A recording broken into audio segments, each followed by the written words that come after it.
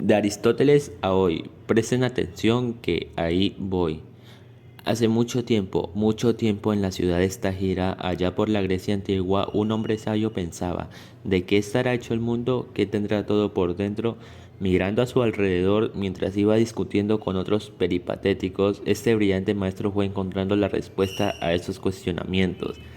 Miró de derecha a izquierda, miró arriba, abajo y luego y dijo, cuatro elementos son el principio de todo, agua, aire, tierra y fuego. Todo era frío o caliente y además húmedo o seco, y de esta forma sencilla se explicaban el universo.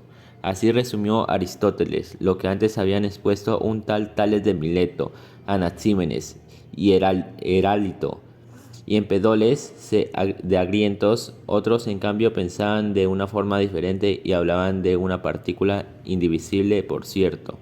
Átomo dieron por nombre al pequeño pedacito el filósofo Demócrito y su maestro Leucipo. Pero los sabios de entonces no le creyeron su cuento y siguieron con la idea de los cuatro elementos.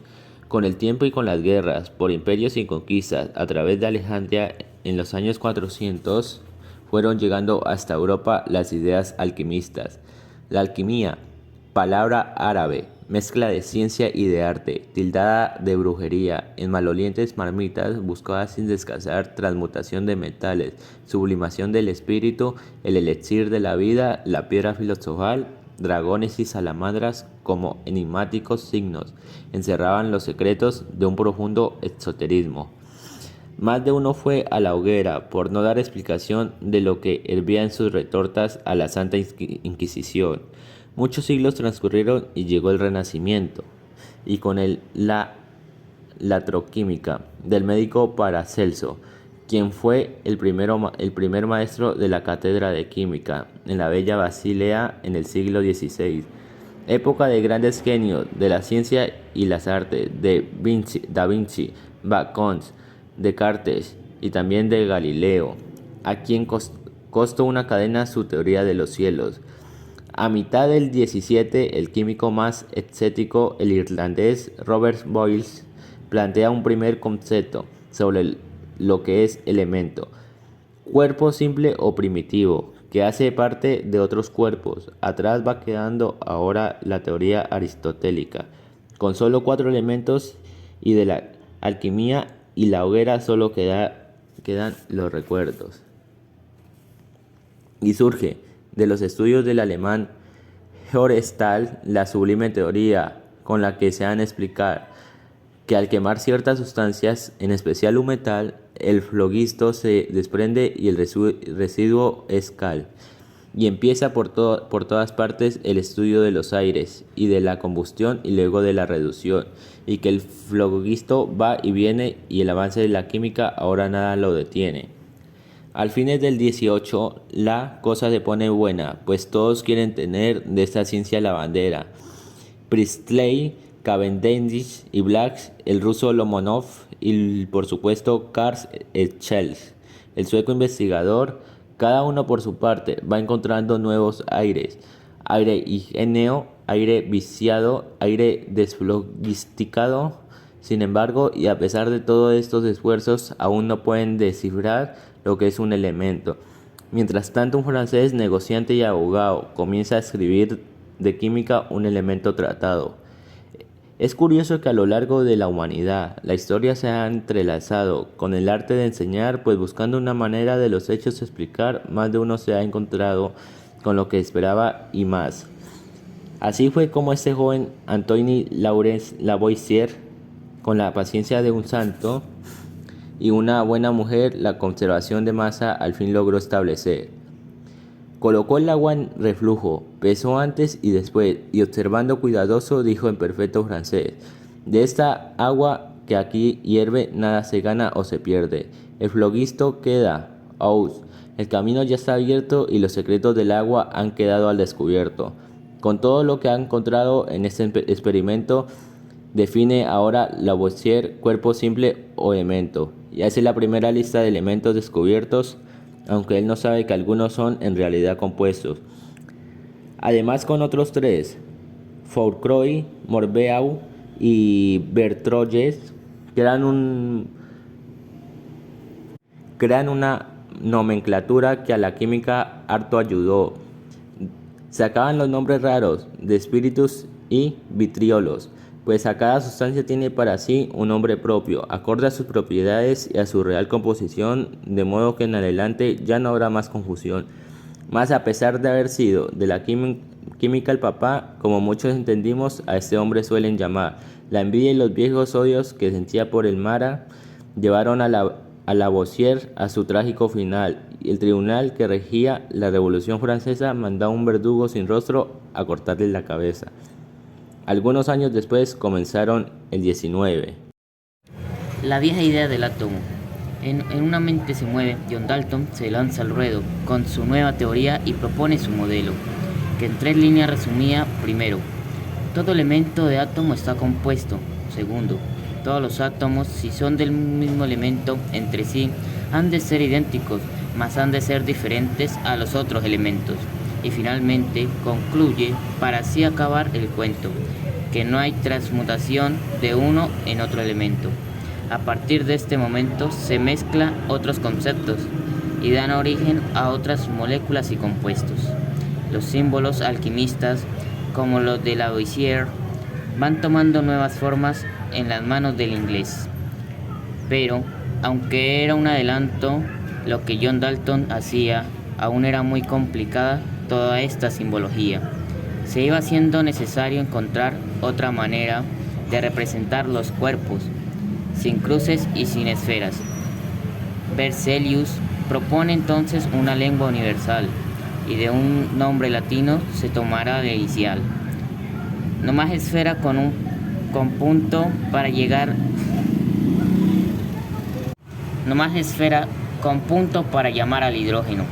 Ahora solo es una H, y liquidado el asunto. Volta se inventa la pila, con ella la electroquímica y una pila de elementos son descubiertos en química, de modo que, así las cosas, casi 100 años después de aquella lista que se hicieran el finado Lavoisier, los elementos en química ya van en 63. En una fría San Petersburgo, Dmitri Mendeleev, su nuevo curso de química se reimplantaba otra vez, pues claro, era complicado, con toda esta información, para los buenos maestros, preparar la buena lección. Un listado de memoria no resolvía este problema, así que había que sentarse a repensar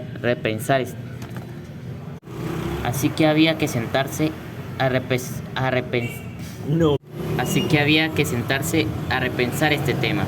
Y como no había encontrado ningún libro de su agrado, así como Lavoisier hizo su propio tratado, él decidió hacer su libro, Principios, denominado. Y otra vez nos encontramos con la estrecha relación que didacta e historieta.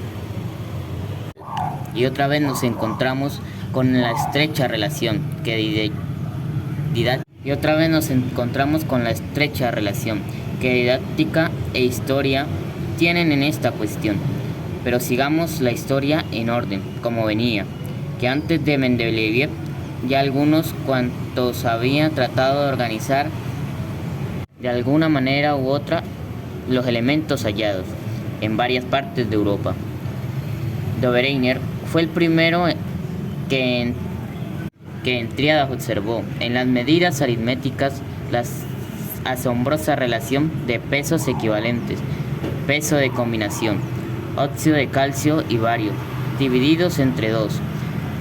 Piensan igual que en el entroncio, me lo crea usted o no. Repitió del mismo modo como sólido, litio y potasio, selenio, azufre y telurio, con bronio, con cloro y yodo, con químicas similares y siempre de 3 en 3. La relación aritmética no la halló ni una vez. Pues importante aquí el Prout, que consideraba el hidrógeno el elemento por el cual todos los pesos de los demás elementos de una fracción de hidrógeno serán múltiplos enteros. Esta hipótesis generaba una fuerte discusión entre los que estaban en contra y los que estaban a favor, incentivando con creces toda una investigación. Unos añitos después, Behuller de Chantecourt a la Academia de Ciencia, su idea fue a presentar un gran anillo telúrico en cuyo eje vertical figuran pasos atómicos, y el telurio, por supuesto, ocupa un lugar central, pero era muy complicado. Este esquema que ha propuesto y además mezcla el anillo, cuerpos simples y compuestos, dos razones por las cuales muy pocos se acuerdan de esto. Mientras tanto, por su parte, aunque trabajando aparte, dos ingleses observaban ciertas regularidades en algunas propiedades. A uno de ellos, John A. Nenglatz, se le ocurrió comprar los rasgos repetitivos con la escala musical, pues cada 7 elementos semejanza encontraban, y a su sistema periódico llamó Ley de las Octavas. Pero si hay ignorantes, aunque sean importantes, en la Chemical Society preguntaron con humor si el alfabético orden no quedaría mejor. En otro lado, era William Odlin, que en Oxford era profesor y pretendía establecer, sin tener lugar a error, una ley que predijera que para los elementos la secuencia de sus pesos y de su comportamiento en todos sus son paralelas. Pues tampoco la suerte le sonrió a este otro inglés. Y ahora sí, a Mendeleev retomamos otra vez. Quizás por estar en Rusia o por estar cierto de izquierda. Cierto de Mendeleev, las cosas empezaron al revés. Y en vez de similitudes empezó a hallar diferencias. Hologenios y alcalinos, dos grupos tan diferentes eran al clasificar sus mejores referentes. Y mientras otros armaban la tabla a partir del centro, Dmitri, en su contravía, iba de afuera hacia adentro y estudiando uno por uno los elementos más típicos. Va organizando por fin el comportamiento químico. Los elementos más típicos. Va organizando por fin el comportamiento químico. Entre tanto, en Alemania, el profesor Lothar Mayer de la periodicidad buscaban sus propias leyes, e igual que Mendeleev, quería ofrecer a la ciencia una tabla de elementos más basada en las de valencia. Compitieron ahora los dos por tener la primacia y ver cuál tabla periódica en verdad perduraría.